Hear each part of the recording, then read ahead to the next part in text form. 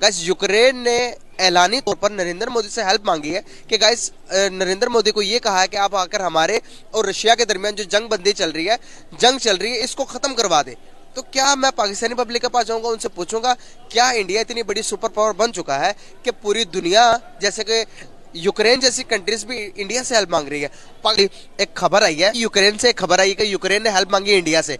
Prime minister Modi से कहा है कि भाई आप जो रशिया और यूक्रेन की जंग चल रही है, हमारी जंग के दरमियान आप कुछ करें और हमारी ये मसला सॉर्ट आउट करवा दें। क्या लगता है आपको कि प्राइम मिनिस्टर मोदी जो है इस मसले को सॉर्ट आउट करवाने में कामयाब हो जाएंगे? नहीं, बिल्कुल डेफिनेटली नहीं होंगे, क्योंकि वो किसी तरह भी रशिया को इन्फ्लुएंस कर ही नहीं सकते, पोजीशन में नहीं है कि वो रशिया को इन्फ्लुएंस कर सकें। तो मुझे मेरा पर्सनल ओपिनियन है कि नहीं कर सकते। आप देख सकते हैं कि इंडिया के और रशिया की दोस्ती बहुत पुरानी है और ये चीजें एक्सपोर्ट इंपोर्ट एक दूसरे से करते रहते हैं।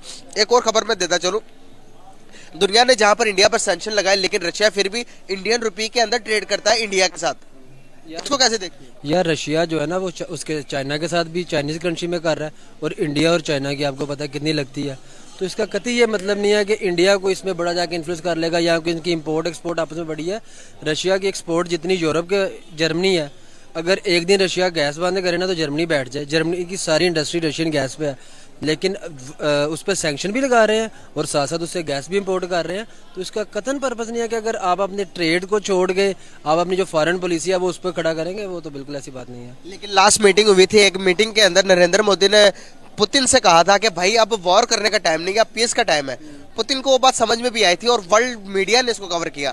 कैसे देखते हैं आपके एक बड़े प्लेटफॉर्म के अंदर जहां पर हमारे पॉलिटिशियन जाते हैं तो वहां पर सिर्फ उनको उनसे बात भी नहीं हो पाती सही तरह, लेकिन वहां पर नरेंद्र मोदी जैसे प्राइम मिनिस्टर वहां पर दूसरे प्राइम मिनिस्टर को ये कह रहे हैं कि भाई जंग करने का टाइम नहीं है, खत्म करो इसको। यार अगर वो नरेंद्र मोदी इतना ही सीरियस है कि वो वार के अगेंस्ट है, इतना ही कश्मीर में वार रोक दे और जो उसका आरएसएस विंग है उसे रोक दे, मतलब अगर इतना ही वो कंसर्न्ड है कि वार नहीं होनी चाहिए, आपको पता है उधर मुस्लिम का क्या इस सिचुएशन इस वक्त इंडिया में, तो वो ही ना करे। कौन से इलाके में? किधर कौन से इलाके में मुसलमानों के साथ बहुत ज्यादा जुल्म? यार यूपी सीपी दोनों जगह बहुत जुल्म हो रहा है। गुजरात की आपको पता है नरेंद्र मोदी जो है टिल जब तक ये प्राइम मिनिस्टर नहीं बना, इसका अमेरिका में इसकी एंट्री बैन थी। जब ये प्राइम मिनिस्टर बनना उस दिन इसकी एंट्री ओपन हुई, उससे पहले तो इसकी उधर एंट्री बैन थी।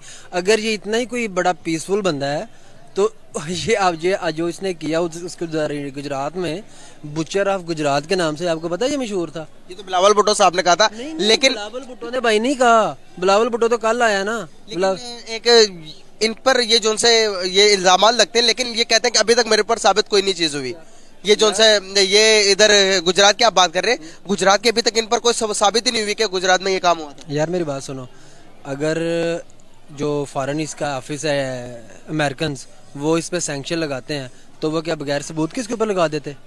बिल्कुल, इस बात पर मैं डिफेंड नहीं करूंगा उनको, लेकिन आपको लगेगा कि शायद मैं इंडियन हूँ। लेकिन देखे एक मिनट में बात बताता हूँ आपको कि सैंक्शन लगाने हो तो पाकिस्तान पर सैंक्शन अमेरिका का बाएं हाथ का खेल है। अगर मैं बात करूं सैंक्शन लगाने की तो हम पर वो तेल रुकवा सकते हैं किसी भी कंट्री से ना ले, लेकिन इंडिया के ऊपर रशिया अमेरिका ने कहा कि आपने रशिया से ऑयल नहीं खरीदना, तो इंडिया की फॉरेन पॉलिसी इतनी आज़ाद है कि उनके जयशंकर ने आंखों में आंखें डाल के अमेरिका के कहा कि भाई हम एक आज़ाद मुल्क, हम जिससे मर्जी ले जिससे मर्जी बाय करें, आप कौन होते हो रोकने वाले? पहली बात ये इस चीज को कैसे देखते हैं? पहली बात यह है कि उसने ये चीज़ अमेरिकन को नहीं थी की, ये उसने यूरोपियंस को की थी। यूरोपीय यूनियन का डेलीगेशन बैठा हुआ था, उधर ही उसने बात की थी। अमेरिकन के साथ उसने कभी भी ये बात नहीं की। अमेरिकन से भी अमेरिकन को उन्होंने डायरेक्ट जवाब नहीं दिया, लेकिन इनडायरेक्टली जवाब दिया। नहीं, वो उसने आप अगर उसकी पूरी स्टेटमेंट सुने ना, उसने कहा था कि यूरोप को ये बात अब छोड़ देनी चाहिए कि यूरोप की प्रॉब्लम जो है वो पूरी दुनिया की प्रॉब्लम है और पूरी दुनिया की प्रॉब्लम यूरोप की प्रॉब्लम नहीं है। ये उस स्पेशल यूरोपीय यूनियन के कॉन्टेक्स्ट में बात कर रहा था, इसका कतन ताल्लुक इससे नहीं है।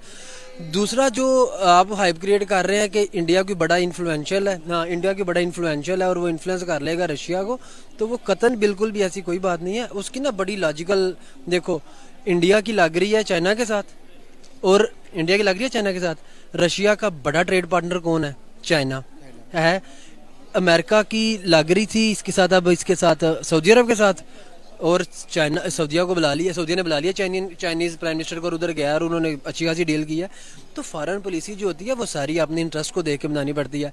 और जो इस आगे आप कह रहे थे कि ये कोई फ्रेंड था रशिया इंडिया का, हाँ फ्रेंड था, लेकिन अब फ्रेंड नहीं है, क्योंकि जो एक बार मतलब फॉरेन पॉलिसी होती है वो एक बार जिसके साथ आप चले गया अपना नहीं था उसके साथ जा सकते।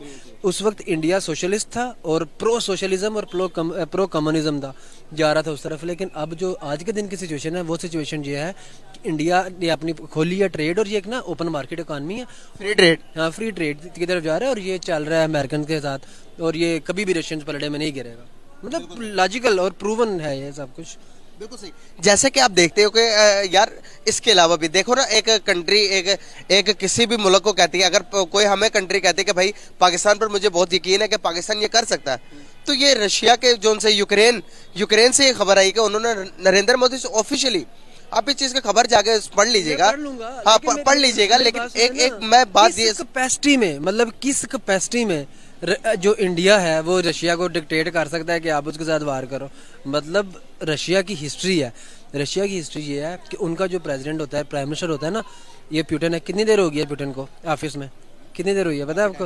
हाँ, ये इसे कोई ना 15 से प्लस साल हो गए हैं। इनके जो ये है ना, जो इस तरह का डिक्टेटर होता है, इसने क्या करना होता है, इसने अपने रूल को एक्सटेंड करने के लिए, प्रोलॉन्ग करने के लिए जंगें छेड़नी होती हैं, और अपने मुल्क की और अपनी अवाम की सपोर्ट लेनी होती है कि मैं बड़ा काम कर रहा हूँ, देखो मैं यूक्रेन पर चढ़ गया हूँ, उससे भी हड़प लिया। इससे पहले पता है इसने क्रीमिया को अपने अंदर शामिल कर लिया, और अब इसे हड़प कर रहा है। तो ये इस तरह के जो डिक्टेटर होते हैं ना, इन्होंने अपनी अवाम की सपोर्ट लेने के लिए सारा कुछ करना होता है। और इंडिया में इसका रोल यही है कि तू कौन दैट सीट, मतलब इंडिया कोई बड़ी पावर तो है नहीं कि जो उन्हें जाके इन्फ्लुएंस करेगा। दुनिया के 5वीं बड़ी मईशत बन चुका है। मईशत है लेकिन कंज्यूमिंग मईशत है ना, इम्पोर्टर है, इम्पोर्टर। और जो एक्सपोर्टर है, एक्सपोर्टर किसके हैं? एक्सपोर्टर आप देखेंगे तो अब बड़ी बड़ी कंपनीज लाइक एप्पल की बात करें, हाँ एप्पल का एक्सपोर्टर है। एप्पल अभी चाइना के अंदर टोटली बैन हो गया सर। इंडिया को क्या फायदा हुआ है? मैन्युफैक्चरिंग सारा हब टाटा कंपनी ने सारा इंडिया ले गया सर। कब लेके गया सर आप अब पढ़े जरा सर। मुझे बताएं किधर से पढ़ना है सर, आप जोन सा मर्जी निकाल, एक क्रेडिबल सोर्स बता दे, उधर से जाके भी पढ़ लेता हूँ। द टाइम ऑफ इंडिया पढ़ लीजिए। मैं टाइम ऑफ इंडिया पढ़ लूंगा, क्रेडिबल सोर्स है ये सर। और बताए कौन सा क्रेडिबल? अब अच्छा, ये जो एप्पल बंद हुआ है, ये सारा कुछ बंद हुआ है। आज भी आप एप्पल का कोई फोन देखें और उसके पीछे असेंबलिंग देखें, उसकी आज भी असेंबलिंग चाइनीज होगी। सर चाइनीज तो है ना, चाइनीज ने एक टाइम लगाया है पूरा सा। अभी बंद हुआ ना सर, अभी अगर कोरोना वायरस की वजह से बंद हुआ। इंडिया की एक्सपोर्ट में आप बताते थे ना, इंडिया जितने पायरेटेड सॉफ्टवेयर थे ना दुनिया में, जितने 2 नंबर लोकल सॉफ्टवेयर थे, वो सारी इधर बैठ के बनते हैं बेंगलुरु में, और वो सारे एक्सपोर्ट हो रहे हैं। लेकिन आप माने ना माने इंडिया आईटी का हब बन चुका है इस टाइम, दुनिया के दूसरे नंबर पर बन चुका। तो ऐसी थोड़ी दो नंबर काम करके दुनिया का आईटी हब। यार देखो, इंडिया के जितना आईटी हब बन गया, इनका जितने भी इनके एजुकेटेड बंदे हैं, लिस्ट उठा के देख लो, इंडिया नहीं बैठते। देखो ना, अगर सुंदर पिचाई जाके गूगल का सीईओ बनता है, अगर इंडिया में बड़ी कंपनी होती है तो सुंदर पिचाई छोड़ता था इंडिया। आप गूगल को देखें ना, आप इंडिया का कंपैरिजन गूगल के साथ कर रहे हैं, तो मतलब बड़ी इकोनॉमी, बड़ी पावर है।